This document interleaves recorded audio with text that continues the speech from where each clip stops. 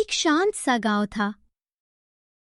गांव का सरपंच बहुत समझदार और न्यायप्रिय था। एक दिन गांव में अचानक हलचल मच गई। एक व्यापारी दौड़ता हुआ सरपंच के पास आया। सरपंच जी, मेरा कीमती सामान चोरी हो गया। किस पर शक है?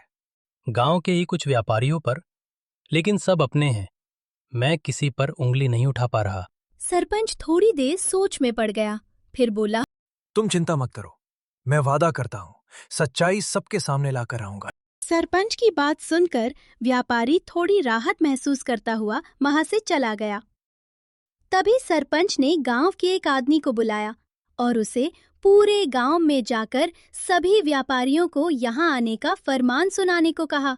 फरमान सुनते ही गांव में हलचल मच गई और सभी व्यापारी अपने अपने घरों से निकलकर सरपंच के पास जाने लगे।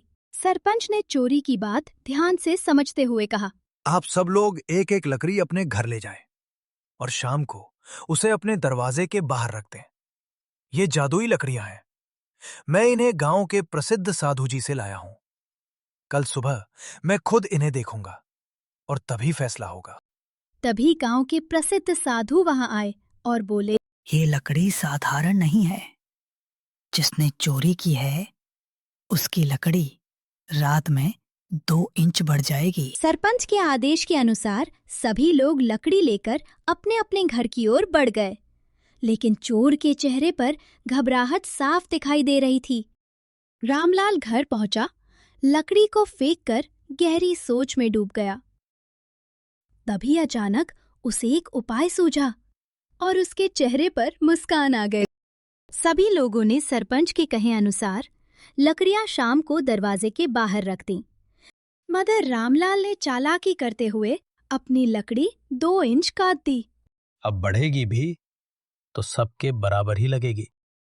अगले दिन सरपंच ने सभी को बुलाया और कहा, मुझे पता चल गया है असली चोर कौन है। रामलाल, तुम ही हो असली चोर। क्या? मगर आप ऐसा कैसे कह सकते हैं कि मैं ही चोर हूं? तभी प्रसिद्ध साधु आगे आए और बोले, ये लकड़ी जादुई नहीं थी। सही कहा साधु जी ने।